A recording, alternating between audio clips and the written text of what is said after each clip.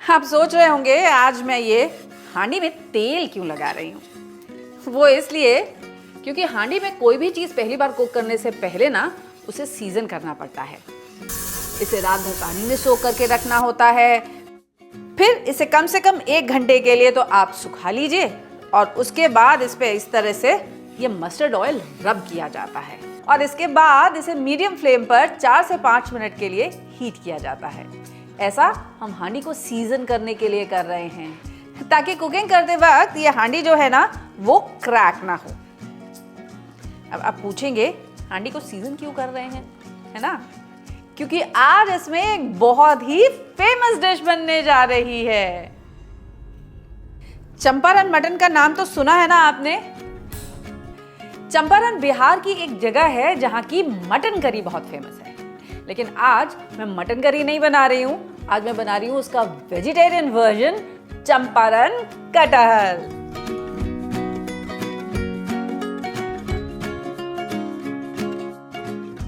अब मटन में जो जेलेटिन होता है, जो लस होता है, वो कटहल में तो नहीं, है ना? तो कैसे लानी है कटहल करी में वो मटन करी जैसी सिल्कीनेस, आगे चल के आपको वो भी बताऊंगी। फिर शुरू करें।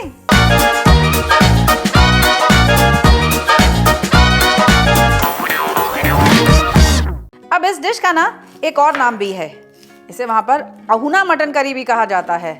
देखिए ऐसा क्यों? वहां पर मिट्टी की हांडी को कहते हैं अहुना, इसीलिए इसमें पके हुए मीट को कहते हैं अहुना मटन।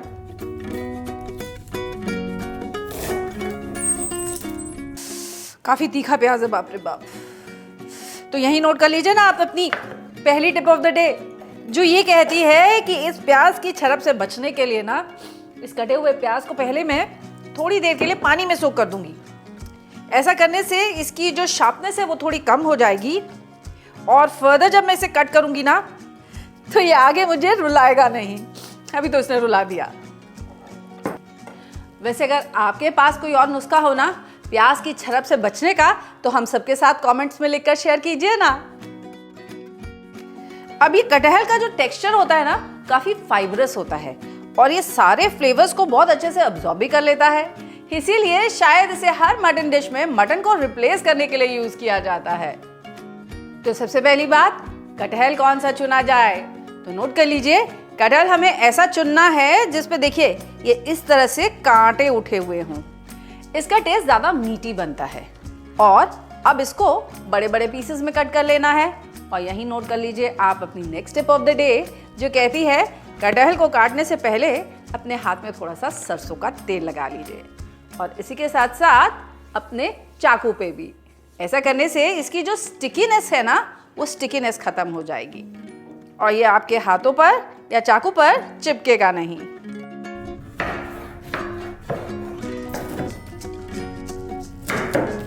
अब आप नोटिस करेंगे कि क्या होगा, ये कटहल रखे रखे काला पड़ने लग जाएगा। तो इसको प्रिवेंट करने के लिए नोट कर लीजिए आप अपनी next tip of the day, जो ये कहती है कि इस कटहल को हम सोक करके रखेंगे पानी में, जिसमें हम ऐड कर देंगे थोड़ा सा नमक और इसी के साथ साथ थोड़ा सा लेमन जूस भी। ऐसा करने से देखिए एक तो ये काला भी नहीं पड़ेगा और इसी के साथ साथ इसमें वो जो स्टिकीनेस होती है ना वो स्टिकीनेस भी खत्म हो जाएगी और जो आपके गले में कभी कभी कटहल लगता है, खटाई में सोक करने से वो आपको गले में खराश भी नहीं पैदा करेगा। अनियन को पहले मैं फाइन स्लाइस कर लूंगी। अब क्वेश्चन, प्याज तो देखने में यहाँ बहुत सारा लग रहा है ना? तो हाँ भाई, जितना हम यहाँ पर कटहल लेंगे ना उसका आधा हम लेंगे प्याज। यानी कि अगर मैंने 1 किलो कटहल लिया है तो मैं आधा किलो लूंगी प्याज भी। तो लीजिए, आधा किलो प्याज हमने फाइन स्लाइस कर लिया है। अब इससे पहले अपने हाथों से ना हम इस तरह से अच्छे से रब कर देंगे ताकि ये प्याज सारा अलग अलग हो जाए। ऐसा करने से ये प्याज थोड़ा ब्रूज भी होगा, जिसकी वजह से ये अपना पानी छोड़ेगा। अब प्याज का पानी छोड़ना क्यों जरूरी है? क्वेश्चन है ना? वो इसलिए क्योंकि इस डिश में कोई भी पानी नहीं बढ़ता है। ये पूरी की पूरी कटहल करी बनेगी प्याज के पानी के साथ।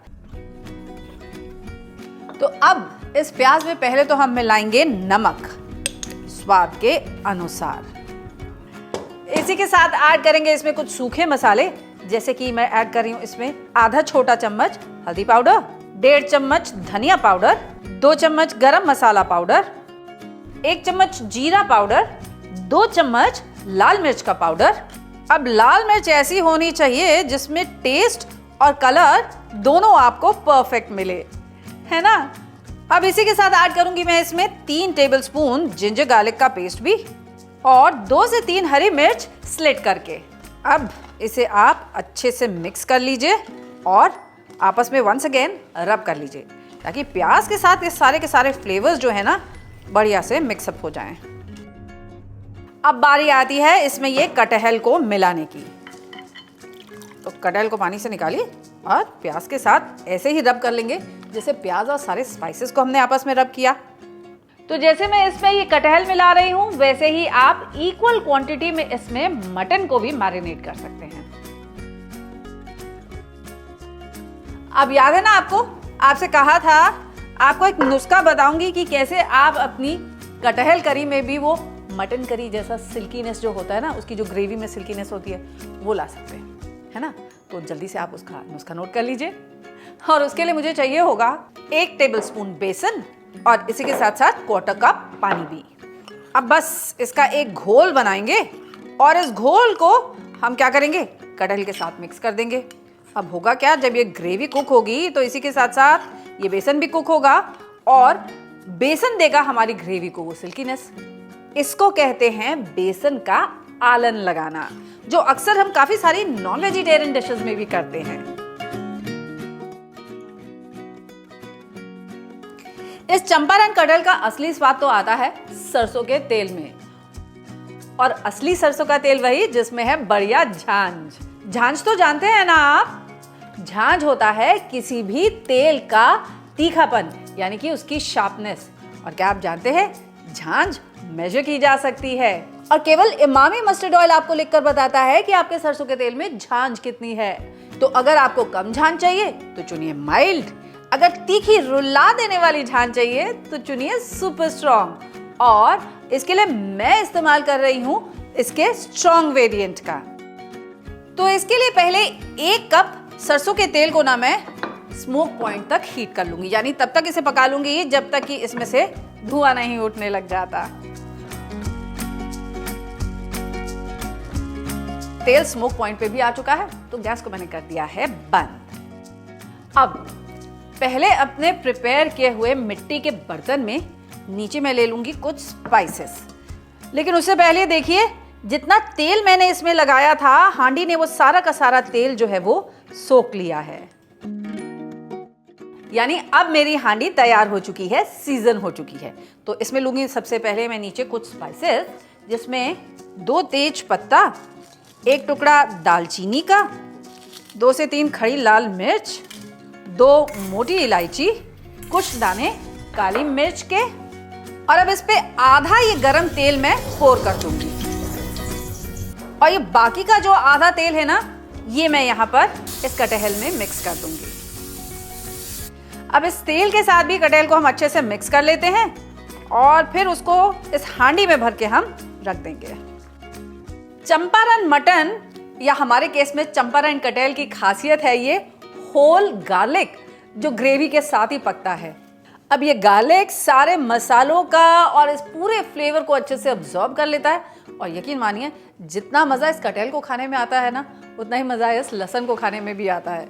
इसीलिए अब पहले तो नीचे मैं डाल दे रही हूँ ये 2 लहसुन, और अब इसको टॉप कर दूंगी मैं सारे के सारे कटहल के साथ। अब आगे का काम बहुत ही आसान, बस करना क्या है, इस हांडी को हमें सील कर देना है आटे के साथ। बस इसका ढक्कन लगाइए और जैसे हम बिरयानी के लिए अपनी हांडी को सील करते हैं, एग्जैक्टली वैसे ही हम इसको भी सील कर देंगे। हाँ, बस एक काम हम करेंगे और वो ये कि कहीं कहीं पर हम इसमें थोड़े से होल्स पोक कर देंगे। ऐसा करने से स्टीम को बाहर निकलने की जगह मिल जाएगी। और अब इसे आपका जो भी सबसे छोटा वाला गैस बर्नर हो ना, उसकी धीमी वाली आंच पर पकाने के लिए हम चढ़ा देंगे, और ये कम से कम 1 घंटे पकेगा।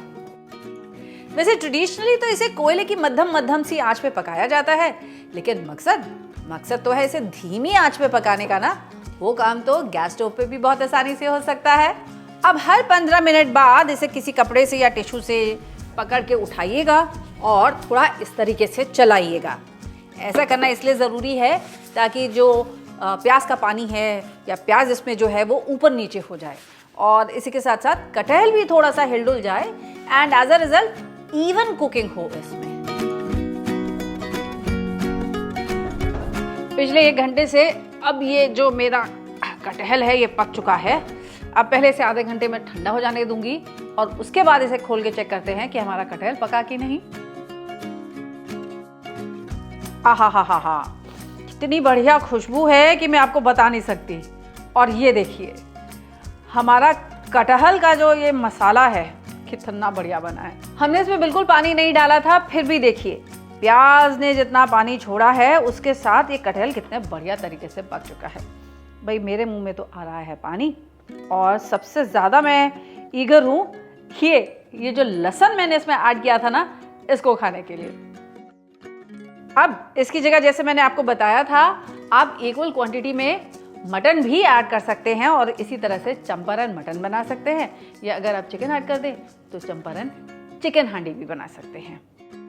बस अब इसमें थोड़ी बारीक कटी हुई धनिया मिलाते हैं और फिर लेते हैं मजा अपने चंपारण कटहल हांडी का। अब आप भी इसे घर में जरूर ट्राई कीजिएगा और मुझे जरूर बताइएगा कि ये मेरी स्पेशल वाली चंपारण कटहल हांडी आपको कैसी लगी।